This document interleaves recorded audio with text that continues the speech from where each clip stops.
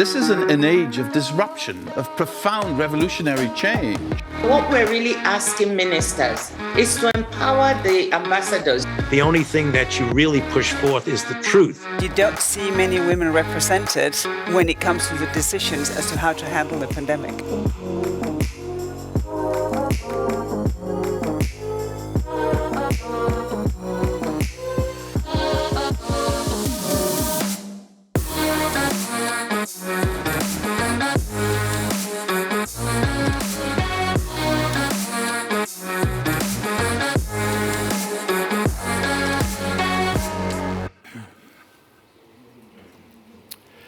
Good afternoon, my name is Mathieu Paulet. You are watching Politico Live, the live extensions of Politico's unbiased journalism. I'm coming to you from Auto World, and I will try my best to refrain from using too many car-related play on words, and there are many. We'll see about that.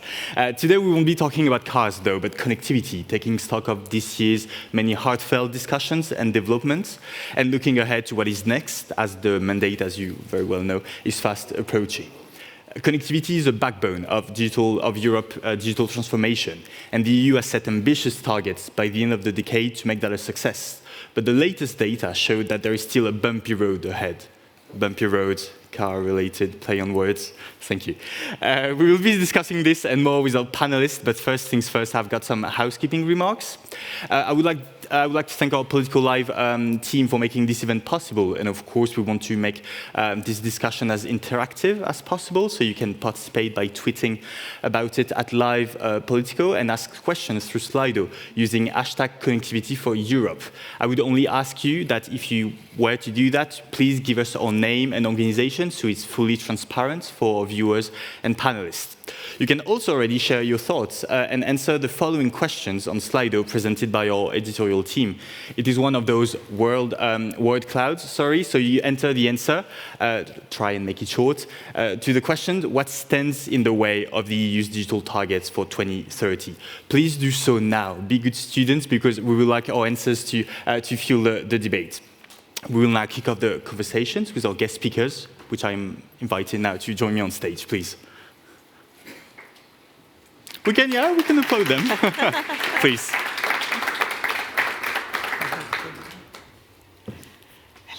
Thank you. Closer there.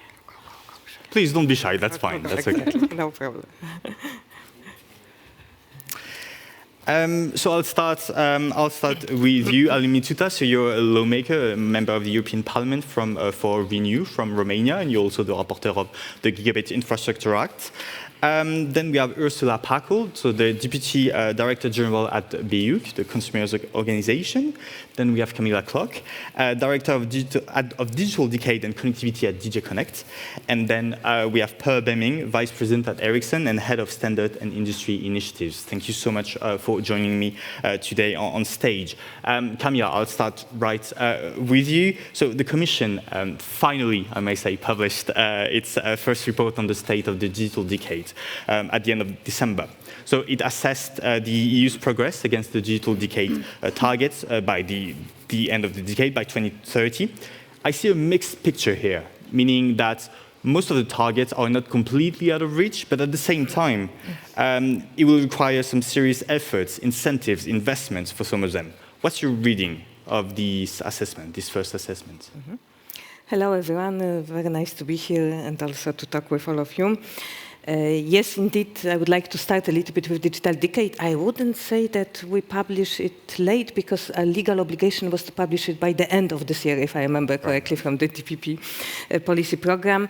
We pushed it to October. The reason for that was also to make sure that member states, on the basis of the report, but also on the basis of the guidance concerning the preparation of their roadmaps, have input sufficient for their own preparations, because this first report is basically kicking off the process of collaboration and discussions with member states, with stakeholders, starting with the picture that we are showing in this huge report. It's really extensive analysis, but also on the basis of the trajectories that we presented, because as you rightly said, for some targets, for all targets, we try to do the projection of where we, from the point where we are now, how we can progress under the current trends and predictions, how they could evolve towards 2030. And indeed, picture is a bit mixed. To some extent, the report is, as I said, taking stock of where we are, but it's also a bit of wake-up call. Maybe the few main elements where we are rather worried are very much related to the skills development. And I'm talking here both about basic skills, but also the target that we put forward of the ICT specialist in workforce of 20 million. When you look at the trajectory that we put together based on the data, by 2030 we'll have 12 million people only. So we are quite behind, and this is basically the basis for all digitalization. We know that the companies are really searching for ICT specialists, so we really need these people. On the other hand, and also looking at our discussion today, which is also very much about inclusiveness, we also need to make sure that we have the entire society, all people, having at least basic digital skills so they can really reap the benefits of digitalizations. Also, the take-up of public services online is still quite low. We really hope that with e-wallet, that we almost closed negotiations, de facto it's a bit about to be adopted, will very much help with that because it will also create a lot of possibilities.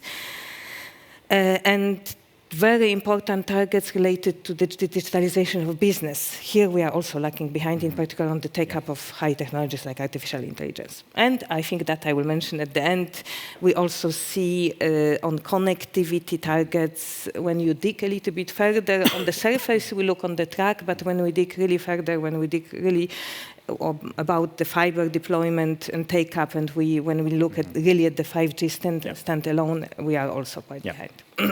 So, Per, have you seen the report, and do you also see it as a wake-up call? And one thing that I find very interesting is that, then again, we see that Europe is lagging behind the US when it comes to 5G, it's lagging behind South Korea and China when it comes to fiber. Why does having top digital infrastructure matter that much? And why does it matter that much that we always make these comparisons? Well, yes, I think, as you say, we are lagging behind a bit, especially when it comes to the 5G deployment. The real 5G deployment has in here the standalone with the mid-band spectrum that gives the benefits. Just an example, a country like India has now deployed 385,000 5G base stations in 13 months. So they were behind, but now they are ahead in that race. And the importance of that is that it gives the people, it gives the companies of that country access to that technology and access to those speeds and those services that the fundamental connectivity can give. And then they can innovate on top of that. So their countries can innovate more and be more productive and better. And that will hamper Europe if we are not getting together and get us, so that we can give the people of Europe to also innovate on this and the companies of Europe. We will move to the bottlenecks in a minute, but Ursula first, does this overall picture worries you? Yes, I mean, for us, looking at mainly also the bridging the digital divide, which is, of course, for us a top issue. We think that should really and must remain a top priority for the European Union, and we should really focus on that. But let me maybe just also deviate a little bit to say, in our perspective, what is a wake-up call for us is what we have and what we hear recently increasingly from our consumer organizations, from our members, and that is that we should maybe not so much look always at more connectivity, but we should look at the quality of connectivity and what consumers face on the ground. And maybe just to give you a little bit of a reality check, what we hear in recent months increasingly is that there are increasing prices, there is a decrease in quality, less transparency of the operators, slow deployment of connectivity in rural areas, but often also in terms of fiber marketing promises that are not kept. So like you sign a contract that says fiber will come very soon, and then 2 years later, still no fiber is there. And the other big concern that we see is a lack of competition or a decrease in competition. So really an increase of consolidation of markets in many countries, Czechia, Greece, Germany, Portugal, Belgium, we all know. So there is really a concern that the current framework is not developing rightly for consumers. And we think that we should really focus on getting it right, looking at the implementation of what we have already in terms of legislation. The electronic communication code is not yet implemented fully in many countries, and particularly now when it comes to European elections, and we know that telecom is a sector where really consumers understand. It's the European Union who has done a lot for them. We should really look at that, intra-community calls, just to say. So there is a lot to be done on the connectivity as such, on the quality for consumers. So many topics to unfold already, but not too fast, not too fast. Aline, I was also planning to ask you, so you're the rapporteur in Parliament for the Gigabit Infrastructure Act. You've been working on EIDAS, you've been working on the Data Act. You went to the US a few weeks ago, right, to Silicon Valley too. Does the EU have what it takes to assume that technological leadership? Because this is what we've been also talking about here. I think the EU has what it needs to be a champion, to have champions in the digital world, but the problem is that we have too many discrepancies between the member states. We have too many regulations at the level of member states which are not harmonized, and I think we need a European perspective and European approach if we want to be competitive at a global scale. And the Gigabit Infrastructure Act, it does exactly that. It does harmonize the rules concerning the deployment of 5G, of fiber. And this is, I think, what we need in this moment, because, as I said, we have too many discrepancies between member states, but also in the member states, between rural areas, for example, and urban areas. That's a big concern in all the member states, and I think we should do more in order to bridge this gap between the regions in Europe, but also between rural and urban areas. We will talk about these bottlenecks, but maybe let's have a look at the words cloud. Already, I'm not sure, can you see it from here? Yeah, can you? So I see, everybody can see it now. So we see like skills, it's coming out big. When we ask the audience, what do I see? I see 5G rollout, I see data protection, I see infrastructure investment, which is, of course, big thing. I see fair share. Obviously, I would have been disappointed if I didn't see fair share.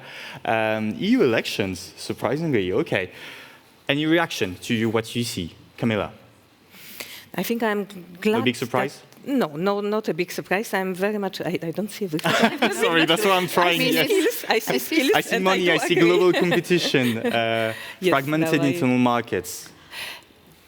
Yes, now I see a little bit better. Indeed, for me, what I fully agree, and I think I started with this, is the skills. We are really, in order to build digital decade, digital society and economy, we really need to build on the skills. So that I fully agree with. I see different discussions on the net. Things are changing as we speak, so I'm trying to follow.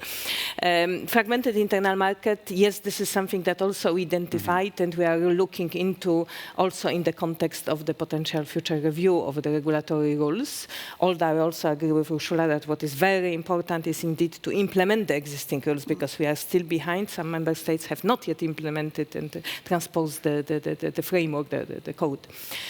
What I also see is a lot of, in different angles, competition coming from this pattern, which of course is very important from the global competition that we are discussing, for example, in the context of the 5G, but also competitive market, infrastructure competition, which is also the basis of the current regulatory framework. This is how the regulators are now assessing the markets. They very much look into, before making any deregulatory decisions, in particular into infrastructure competition, how many networks are serving, sometimes even in the local market. So the analysis has also considerably changed and are very, very complex. Now I see suddenly very much fair share. I think it's indeed one of the topics that raise a lot of attention.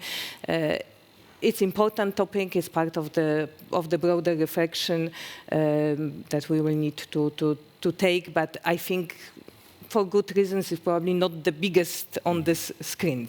So, and this is, I think... Now that you've said that, you'll see it No. get bigger. On investment, maybe a quick question, because there is this roundtable coming up next week, Yes. right, that Thierry Breton has called for. Can you tell us a little bit more what you expect of this roundtable? I think the expectations from Commissioner who announced this roundtable during the informal council in Leon, which was in October, is very much to gather private investors in particular, because where we have seen problems in terms, first of all, we identified that there are significant investment needs according to the studies we commissioned, and also looking at some other studies by other stakeholders as well. Our estimates are, as you mentioned also in the paper, around 174, but probably bigger even if we look at the other broader needs, because the 174 was very much coming from the meeting the digital decade 2 targets on connectivity, so gigabit connectivity for all and 5G for populated areas. But what part of this gap is to be carried by operators, by investors, maybe by external? Absolutely, and this is what we are also expecting. We have put significant public money as well, as you know, but we really see that the majority of this investment needs to be done by private sector, by telecom operators. But where we see potential problems, and this is also signaled by many of the telecom operators as well to us, that they are encountering quite big problems in terms of covering the costs. Also, the costs are increasing because we are not talking now about very simple networks. We are talking about virtualization of these networks. We are talking about moving in terms of business to the cloud edge. So there are a lot of additional elements, also cybersecurity provisions, security provisions on the networks. This is very costly. And that's why Commissioner decided to have a discussion specifically now focusing on private investors. And this discussion indeed will take place next week, and we will of course report back. And it would be also part taken by us into the further reflection that also Commissioner announced that we are putting together as well as we speak. You hinted at this, I think, I believe, at first, because I think one other bottleneck I see, and maybe it's out there, it's also the lack of appetite, maybe from customers in some of these newest technology, also on cloud, on AI, on big data, as shown as the latest report we've been talking about. Nobody wants a network without customers, right? Absolutely. How can we do to address like this demand side of things? Of course, you want your customers, and you want the customer there, but you also need to give opportunities for your customers to come. So this is the vicious circle. If you don't invest, you will not have any customers. So it's the same for any company. You have to invest in order to sell something. And that goes for operators, it goes for us as a company, as Ericsson. We need to invest. We take a lot of investment several years before we even can sell, for instance, the latest 5G things. Same has the operator need to do. And here, there seems to be a more of an investment appetite in other countries on the sort of the promise or the opportunity of digitalization of the society, in particular the industries of those countries. And I do think we have the same opportunities here in Europe to do it. Unfortunately, the operator world in Europe doesn't return the cost of capital at the moment. And I want to address that, and I think that's maybe what Commissioner Breton is trying to address now, to see whether we can get some investment climate up in Europe. But it is in the 11th hour, as we say in Sweden, so we have to really get the investment up in order to keep the track. And how can we, because that's also coming up from the question in the audience, how can we, what new ideas can we think about to stimulate consumer demand? I mean, there are already some interesting opportunities ongoing. It's certain car manufacturers that is in Europe providing and deploying standalone 5G private networks for them, for their factories, and they get a 15% productivity increase by doing that, which is a lot if you look at it from a car manufacturing point of view. And there are ports, there are things like that. But there are also opportunities where there is this operator for the small and medium-sized companies to do that. And then, of course, we have to talk about consumer and user consumers. And There are now coming up new interesting use cases of end use with augmented reality, when glasses will become more important and you can have your seeing what you on your little glasses. They are still not yet there, but it will come, and we have to have the networks in order to when that comes. Ursula, what's holding customers back? Is it prices, as you mentioned also earlier? Is that like the big issue for them? Certainly prices is an important element in all of this. I mean, we really believe in the market regulatory framework that we have seen in the past 15 years. I think from a consumer perspective, this was a recipe for success. The investments, the innovation that has been done, it was driven by a try to have a fair, competitive market, and so we think this should continue in this way. And as I said, there are a lot of consumers who are waiting for fiber. There are a lot of consumers who really have problems with the increases of existing contracts of prices that we see currently. We know, of course, the inflation plays a role, but in many cases, it is also a pretext to increase prices. And for consumers, not to forget, connectivity is essential to their life. I mean, they are dependent on connectivity, so they cannot afford just to drop these contracts, and often there is not really a real choice in terms of big differences because there is a lack of competition, so it's a vicious circle somehow. I mean, you mentioned earlier the gap in rural areas, and obviously we can get very close to the targets we mentioned, but those rural areas, these insulated areas, will be the hardest one to reach, right, for technical reasons, because there are fewer incentives to invest there. You've tried to include this challenge in the position you've drafted on behalf of the Parliament. How do you suggest we bridge this gap? Can you maybe walk us through what you suggest we do? Yes, there are many ways to help the rural areas. For example, of course, we need public money. First of all, I think that's clear, because I don't think that the private sector will have all the incentives to go in the rural areas, in some at least. Then I think we can help rural areas through legislation. For example, I think 5G is very important for the access to very high capacity networks in rural areas, and for that reason, for example, we included the fact that commercial buildings should also be subject to the Gigabit Infrastructure Act. Meaning what? Can you maybe explain for those who are less... Meaning that commercial buildings will have, let's say, will have to give access to the roofs, for example, to the rooftops, in order to install the necessary infrastructure in order to access the 5G. So this is something concrete. I think tower companies also play an important role in covering rural areas, and that's why we also... They're not so happy about being included in the scope, are they? Well, it depends who you ask, but I think they are happy about the rights that they have by including them in the gigabit infrastructure, not so much about the obligations, but you cannot have rights without obligations. So I think this is a balanced approach that we included in our mandate in the Parliament, and I'm looking forward, to discuss with the Council. We'll start the negotiations next week, so I hope that we'll have a quick adoption of the Act. Camilla, I see you nodding at least at some of the suggestions by Aline Mituta.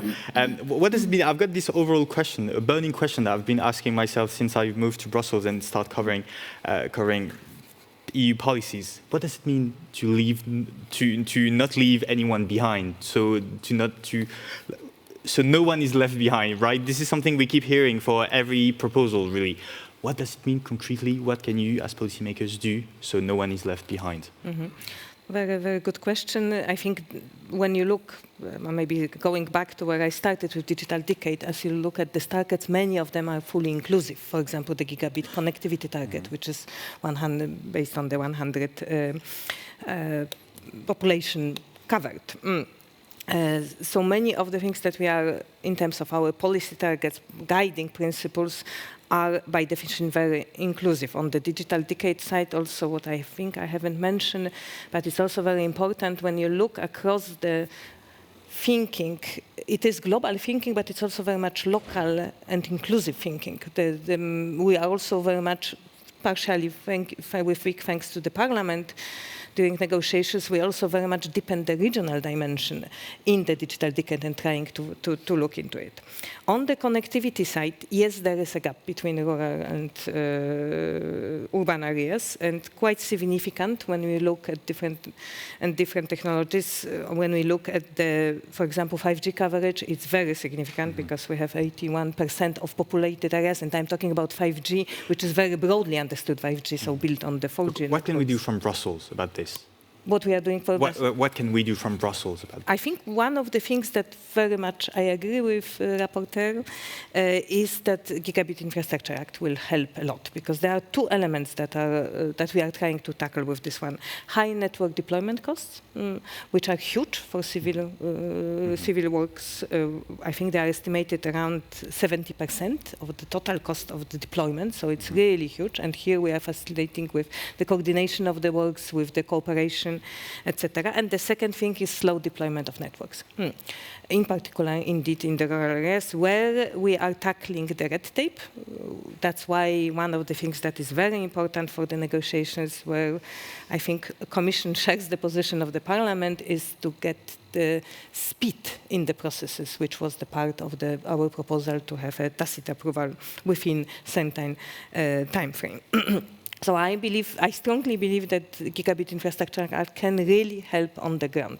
And here what is absolutely important is also to make, not only to finish negotiations and to get ambitious proposal at the end of the day, but also to ensure that entry into force is quick. We have mentioned it already. We have proposed the regulatory framework in 2018. Still, it's not in place. We proposed it in 2016. We negotiated in 2018. It entered into force in 2020. Still not implemented in many of the member states, and not implemented fully. So, for Gigabit Infrastructure Act, it would be important to get the negotiations through quickly, make sure that it's under the current mandate of the Parliament, and make sure that the proposal is keeping the main elements which are important for the deployment of networks. Okay, and also including maybe new elements in the proposal, in the original proposal? Are you aligned entirely with Aline Mituta's position on this? I think on this one we have to see how the negotiations will go. So we're talking about intra-EU communications, right? This is the amendment that was proposed by the Parliament.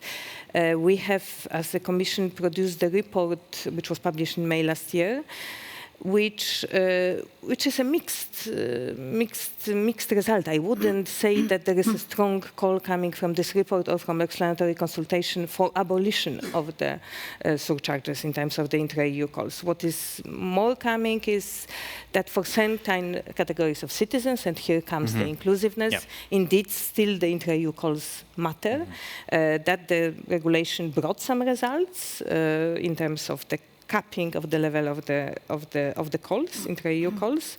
But on the other hand, there is a lot of substitution coming from other possibilities which are more and more used. So in our opinion, and this is coming both from the report but also from the results of the explanatory consultation, when we also asked the question how to approach this issue can be by mixed solutions. So one of the solutions is proposed by the Parliament.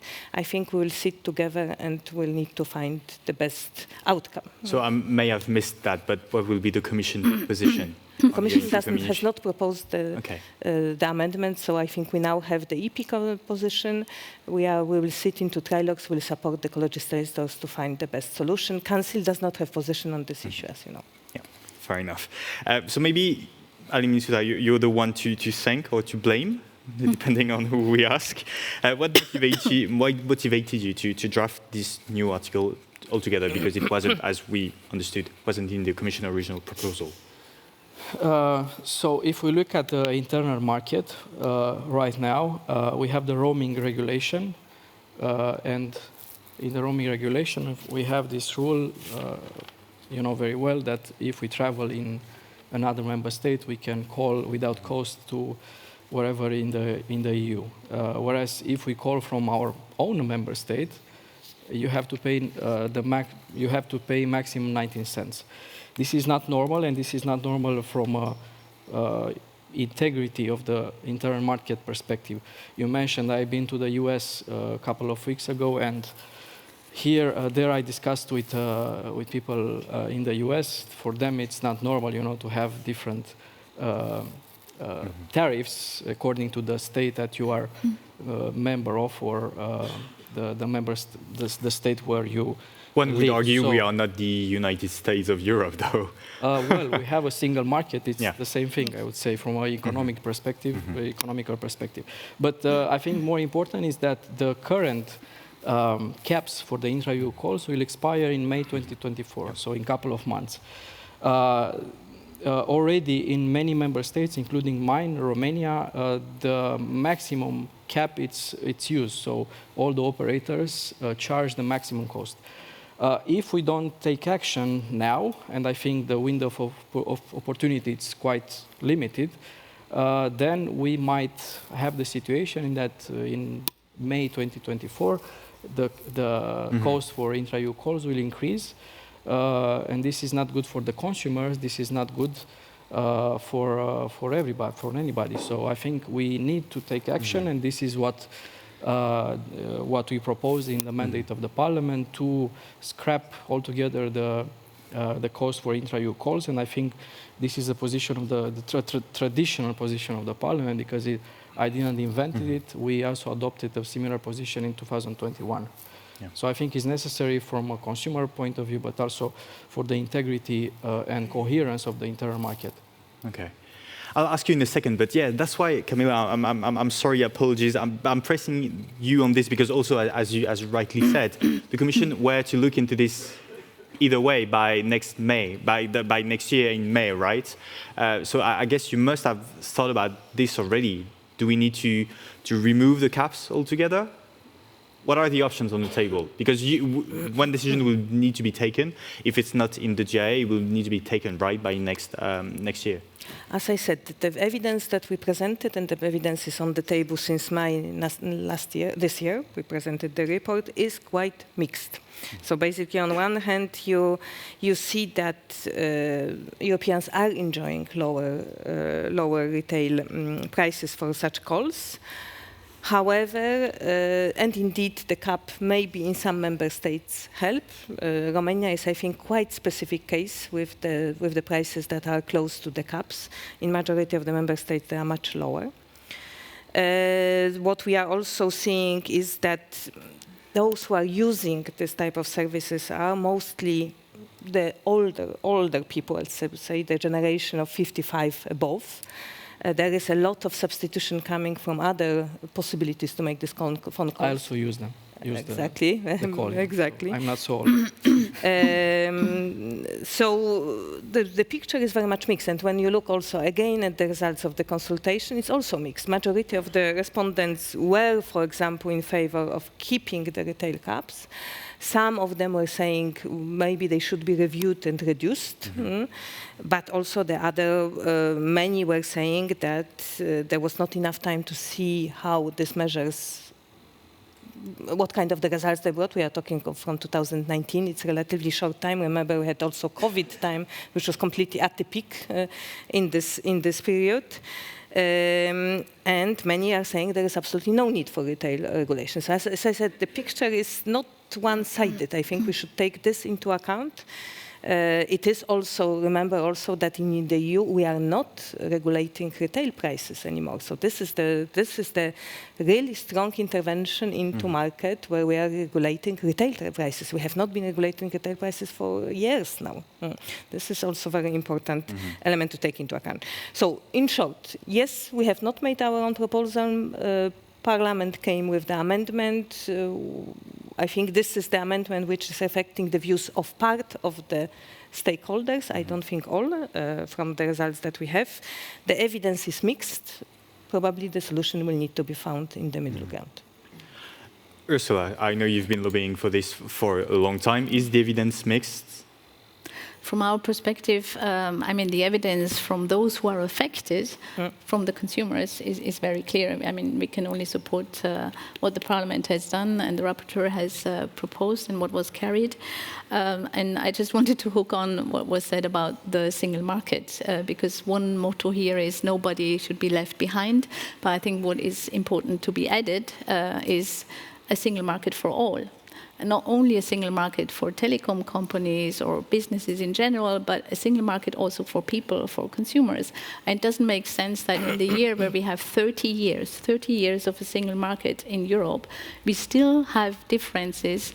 If you call from home, you sit on your sofa, you still have to think about, is that going to be an expensive call? How much is that going to cost me? And if I travel abroad, I don't have to think anymore about these things. And we know that consumers really appreciated that and that they know the European Union has been in charge of that. So I think it is really a decision to be taken, and we are, of course, strongly in favor of abolishing once and for all these intercommunity charges, which are just also very high, and still we have bill shocks for consumers who don't count on this. So from our perspective, you'll not be surprised, it's a clear-cut answer. It must be done. It must be done now, because otherwise I think we will anyhow have problems. So we hope the Commission will support the Parliament in this. I see there are many questions I haven't forgotten about you, but I'm saving some for the next topic. Maybe before we move on intra-EU communication, let's hear it from the industry. Although you're not very directly involved in this, or maybe you are. Yeah, well, we deliver the equipment and the solutions, but we are not involved in the pricing or the regulation about it. And of course, we think personally, I think it's nice to be able to travel around in Europe knowing that it's the same cost wherever I go, except that when I accidentally go into some non-European countries, and then it goes up heavily. So roaming could be difficult sometimes, but it works. But I think there are importance that I just want to touch base on this. Nobody should be left behind, and I think it's a good motto. But we also need to make sure that we don't get left behind as a community. So we need to make sure that we have a plan so that by 2030, that's fine. Everybody should have connectivity, and we should have it all over the place. But we also have to have a plan so that we get majorities earlier, so that we actually can benefit that. And I just want to touch base on the fiber problem, that there is another solution to that fiber problem, which is fixed wireless access. In the US, for instance, at this point of time, there are any new households, they don't dig fibers. They connect themselves to the fixed wireless access for the 5G networks instead. So it is possibilities. Okay. And we should use all the possibilities. Fair enough, and I think that will be also a topic of this future Digital Networks Act. Now we're moving on to this more forward-looking item, because as I said, and as we can all agree, I think the past year in particular has focused on telecoms a lot. There have been many public debate, policy discussions over the question of investments, over the infamous flagship proposal, over the calls for more consolidation. And soon enough, we should have this white paper, as promised by Thierry Breton. Kamala, do we need this big policy overall? Do we need to look at what we've achieved so far? And I think you said that, Ursula, even the code isn't fully implemented yet. So do we need to move to the next stage yet? Are there blind spots that needs filling urgently? First of all, we are also obliged to look into it, because if you look at the code provisions, there is anyway a review clause by the end of 2025, and very specifically looking into aspects like the new business models that we are trying to put forward to make the investments happen and making the infrastructure competition that is very much called upon by fellow panelists. So the code provisions are also very clear. By December 2025, we need to look into very important provisions of the regulatory framework, how they work. It is a pity, and I fully agree, that the implementation, the transposition in first place was very long by member states, and in some, as I said, it's still not yet transposed. That from what we are starting also looking at the compliance, basically how the provisions were transposed, this is also not always complete picture. So I agree, but this is a bit pity and this is a bit lost chance, because many of the provisions of the current regulatory framework are and will remain probably in the future very relevant, including, for example, the objectives that we put forward, which is very much focusing on the single market, on the end user, on the aspects such as indeed incentivizing investments and deploying the networks, looking also on both sides, uptake and network. So anyway, we will be doing the review. I think there is absolutely no doubt about this. On the other hand, you rightly mentioned several elements that came into place during this year. We have done extensive consultation. I think many or all of you were involved in replying to the questions, which show in particular that we are facing significant technological changes. The telecom operators and the telecom sector is completely reshaping. In order to serve the future needs, we cannot keep the current model. Telecom operators under the current model will not be able to deliver for the future needs. We see the cloud companies entering telecom operations. We see under the current very important geopolitical developments how security is important and how submarine cables or the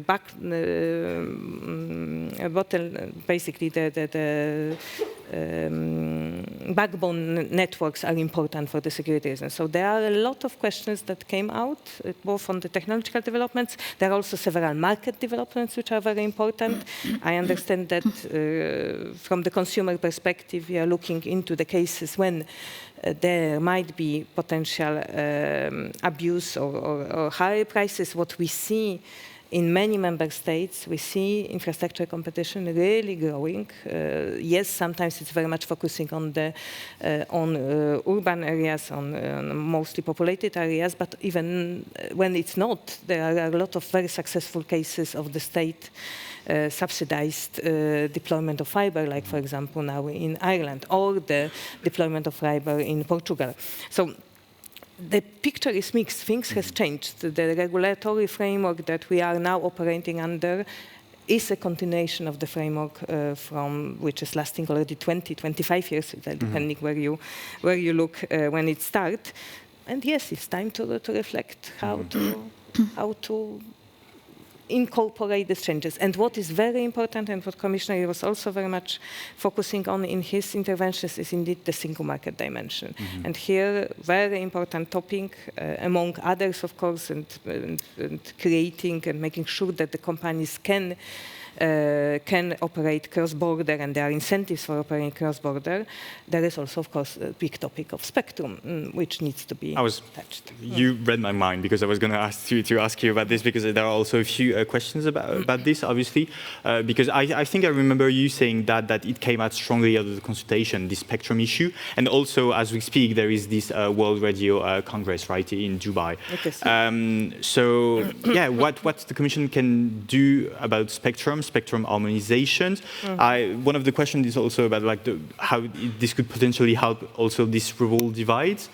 So what is there to do about spectrum? And please keep it short, because we need to, that's a tough one. I'm sorry. What Commission can do about spectrum? I think we need to, there are certain provisions already that worked. We have some certain level of harmonization that was already envisaged in the code. We try to make sure that the 5G bands are deployed in more harmonized manner across the member states, 4G bands, sorry. Now we are getting into the next game, which is the 6G, where we also think that, and we believe that we'll need a bit of a roadmap and planning and making sure that there is better harmonization of the allocation of these bands. Also, it's very important what will happen indeed in Dubai in this matter in terms of allocation to different use cases. But what would be of utmost importance is to look how we can make sure that the single market functions better, how we can make sure that indeed the member states are releasing the bands in the same time, how to make sure that indeed the money collected from these auctions are well spent, that they are not really adding to the huge bill that indeed the telecom operators have to pay. How to indeed harmonize the allocation for satellites. This is becoming a huge topic that we are... And on WRC, because I see a couple of questions hinting at this fight, pitting Wi-Fi against 5G, especially on these 6 gigahertz bands. What do you expect from the negotiations in Dubai? I think negotiations are still ongoing. From what we hear, there is no yet decision. Of course, we would like to see... What was the EU's position? I cannot say what is the Council position, because it was the Council position which is confidential, so we need to keep this as it is. We are there on the Commission side to make sure that there is coordination between member states, but I cannot disclose the position. Okay, fair enough. Our debate is coming to an end. I'd like to give you one more opportunity. I see you've taken a lot of notes, Ursula, so I don't want you to go out frustrated. But maybe to tell me what should be the priorities of the next mandate, right? And maybe what should be also in the Digital Networks Act. Ursula, would you like to...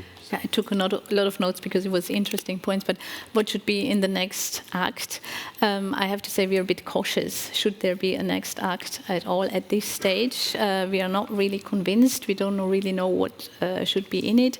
There was this big discussion about the fair share. I have to say that was not very reassuring in terms of the future of connectivity. Don't you think it's a discussion of the past?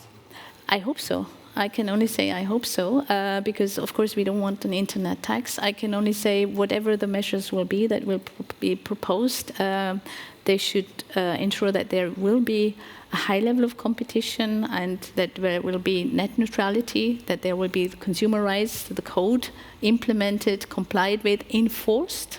BEREC has a huge role to play. So I think we're a bit cautious, and it would be interesting to see what the Commission has in mind. Fair enough. Alain? Well, from my perspective, I'm very focused on the Gigabit Infrastructure Act, obviously. Are you expecting smooth negotiations? I hope so. We will start the negotiations. So we adopted our position already in September. We've been waiting for the position of the Council, which was published, I think, last week. And then next week we'll have the first trilogue. And I hope that we'll manage to adopt the act by the end of this mandate of the Parliament. I think it's very important because it will speed up the deployment of very high capacity networks in all the member states. It will solve also the issue that we have with the intra-EU calls, hopefully. It's what we expect. Of course, we will have there are points which are not similar, let's say, in the position of the Council with ours. For example, the question of the tacit approval. This is something that we included in our mandate, but the Council chose not to include it. So I think we'll have plenty discussion on this topic. But I think on most of the points we are very much on the same page, especially with the Commission. And I hope that we'll have a very good discussion in the trilogues, and hopefully we'll manage to have this Gigabit Infrastructure Act adopted very quickly. Okay. Per, what should be the next priorities for next mandate? Do you have high expectations for this Digital Networks Act? Concerns, maybe? Yeah, we have a lot of expectations, but I just want to say that we need to act now, and I think spectrum is super important for us and our industry. And I just arrived from Dubai, actually, today. And I know that we have, from the industry, we have two important things. We need spectrum here and now. And here and now, in these terms, is for the coming 3 to 5 years. But then we also need future spectrum. And the process of allocating and finding spectrum is very slow. And unfortunately, I think Europe is a little bit on the backhand side here. It's more driven by the African countries. The developing countries are more active in finding and wanting to have new spectrum than Europe is. Okay. So I call for action to find a European spectrum plan, similar to the one that the US just released the other week. But we need something similar. And maybe that should be part of this act. Should it be part of this act? Any final remarks, anyway? Yeah, very, very shortly. I think we have several goals for now. I think the most important short-term goal is to make sure that indeed Gigabit Infrastructure Act is in place, that we have good negotiations, that we keep the ambitious proposal. One of the aspects that is very important is indeed tacit approval, and here... Should it be kept? We consider that for sure there needs to be a mechanism that allows for much quicker decision making, and also pre-assumption that decision is taken if... But can we have a tacit approval and also a carve-out, which was also in the air? That's another, I think that would be the part of the negotiations. I think we would like to see, for example, we see that in many countries de facto tacit approval is in place. The same goes for the inclusion of the tower components. Right? So it would be very interesting to see the outcome, but what is important for us that it is ambitious outcome. So this is the short term, but a very important goal. I really think that Gigabit Infrastructure Act, when it hits the ground, it's also regulation, so the entry into force will be very important, but we don't have the issue of transposition per se. Long time of the transposition, it is very important and it will already help with the deployment. The second thing indeed is to continue the reflection that had been already started. We heard the stakeholders and there would be a lot of topics that we would like to cover indeed in the white paper. We are looking into several issues. We are looking in the single market, also in the context of spectrum, but also in the context of spectrum from the geopolitical perspective, because that's also very important. We are not deciding on spectrum only here in the EU. There are aspects related to regulatory framework, to the what worked, what didn't work, what should be regulated, how to safeguard the interest of consumers without over-regulating. So there will be a lot of elements to cover, and I think it would also trigger another big discussion, which will lead most likely to regulatory changes, but that remains to be seen. Okay, thank you very much. With that, I'd like to thank our panelists for fascinating discussions. Every topic we address would have deserved a separate panel, but that's the game. That's how it works. Thank you very much to the audience for joining us in person or joining us online. And we'd love to hear your feedback, so feel free to email us about the event at live@politico.eu. Finally, you can check our Politico events website for the latest lineup on all of our events happening this year or next year now. And until next time, thank you very much.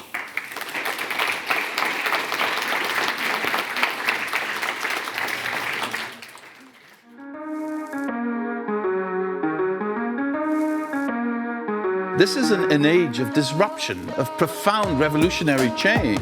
What we're really asking ministers is to empower the ambassadors. The only thing that you really push forth is the truth. You don't see many women represented when it comes to the decisions as to how to handle the pandemic.